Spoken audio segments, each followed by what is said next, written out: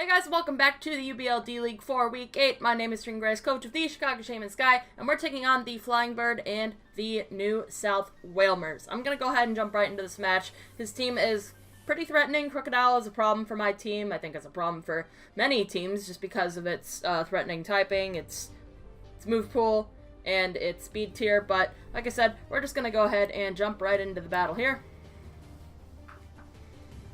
So I'm going to go ahead and lead off with Miltank, and he is going to opt to lead with his Manaphy.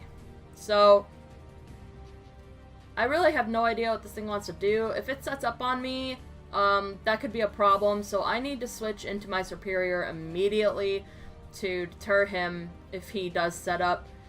He actually goes for the U-turn, and it's going to crit us turn 1, which really sucked. Long run, it's not really going to matter, but it's still really frustrating to see that a critical hit text right at the start of the match. He's going to go into his Darmanitan, which obviously I don't want to stay in on.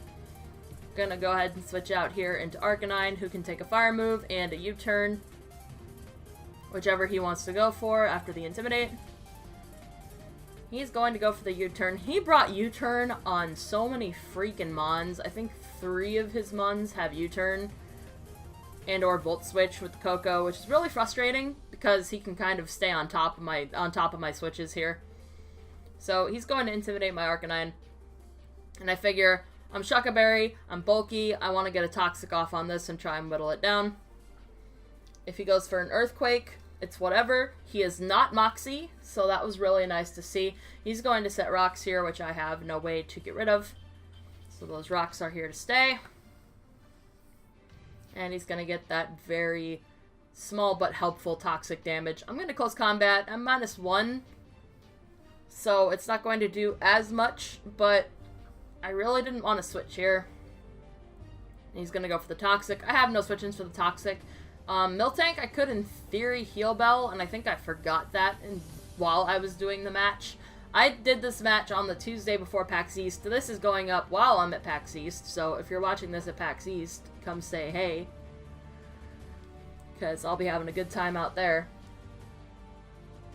So his Crook is getting low now. He doesn't want to keep it in. He's going to switch out here into Clefable. And I'm going to click Flamethrower because I was like, what, -2?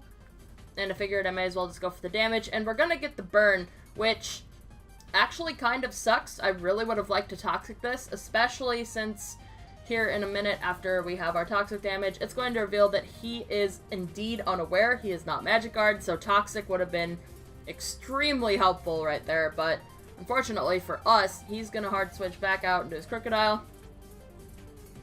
And I just stayed in and went for the Iron Head because he's unaware. I would have been neutral with this attack. It wouldn't have done anything, really, just because Clefable is incredibly bulky and I don't have a lot of attack investment, but I was willing to do that, and he switched back into his Crocodile here. And he's going to switch out again. He is not at all keen to attack me, which was really unfortunate. If I had switched out here into Superior, maybe, I might have been in a better position, but I try to go for the close combat, try and finish him off, and obviously that's not going to do anything to this Coco.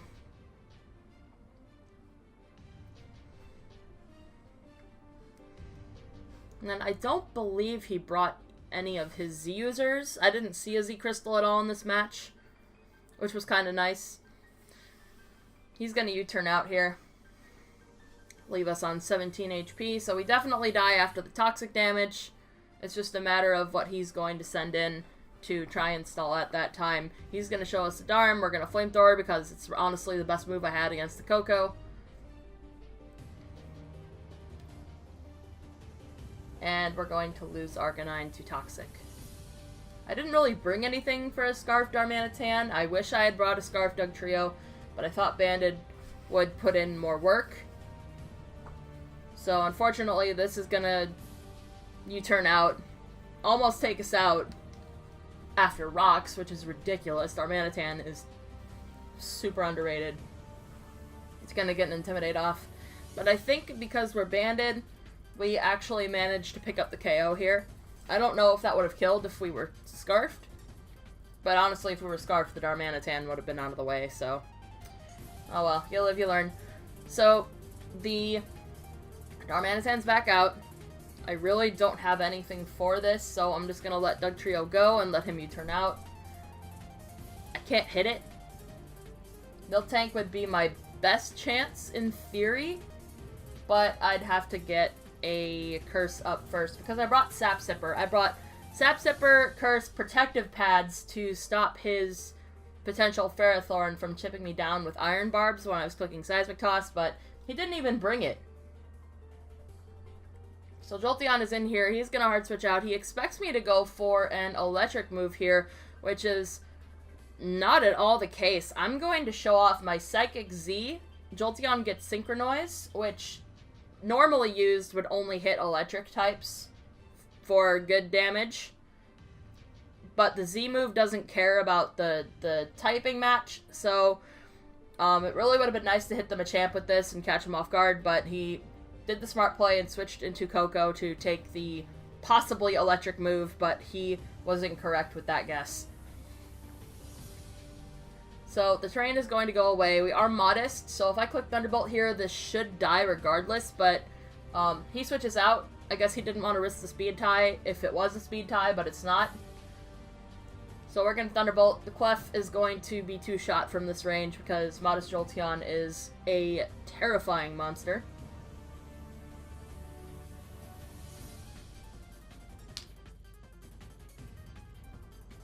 So there's the second hit, and Clefable's out of the way. With Crick going down, I didn't have to worry about, you know, being blocked with my Thunderbolts. But now the Darm is here, and that's honestly the biggest problem is the Darm. He packed Fire Punch. I don't know what that means exactly. If he was not Sheer Force, I feel like Flare Blitz, there's no downside to running Flare Blitz because you don't get the recoil, but he's going to switch out here, and I honestly should have attacked. Two Seismic Tosses might have put me in a better position to have Mawile come in, but I tried to get a Curse up in order to live a hit. But unfortunately, Guts Machamp is very strong, and it actually outspeeds me at -1, so Miltank isn't going to do anything. And, yep, there goes Miltank. And I didn't think about this during the match. He's -1 defense right now. And now he'll be -1 attack after the Intimidate goes through. There it goes. So, I noticed this after watching the replay, and Moel's gonna Mega Evolve, and then I'll talk about this for a second. I clicked Play Rough here because I forgot that he would be -2. If I had clicked literally any other move that I had, this thing would be gone. But I clicked Play Rough, and it missed. 1 out of 10 times it will miss, and there it was. It missed. So, I'm gonna lose him a while. This thing should have been dead. Yes, it didn't really matter, but at the same time, it was still really frustrating because I got the crit at the start of the game, and then my 90% move missed when people consistently land 85% moves against me 3 or 4 times in a row. It's just like, come on, man. This game hates me right now. So he's gonna Bullet Punch for last minute damage on my Superior, and we actually land a Leaf Storm, so that was nice. This thing is gone. We're +1. No, we're +2. We're +2. I kind of wish I had, if I set up a sub here, that actually might have been better. But then we wouldn't be +2. Yeah. I don't think there's really any way to win this game with the Scarf Darm there.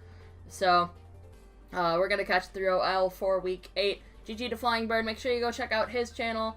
And next week for Week 9, the final week of the UBL-D League, we will be fighting Skyrander and the Scandinavian Stoutlands. I've been looking forward to fighting Skyrander for a while now.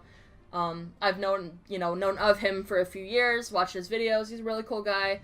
So, I'm hoping we can make something work for week 9, so I'll see you all then. But until then, remember, never fall from grace.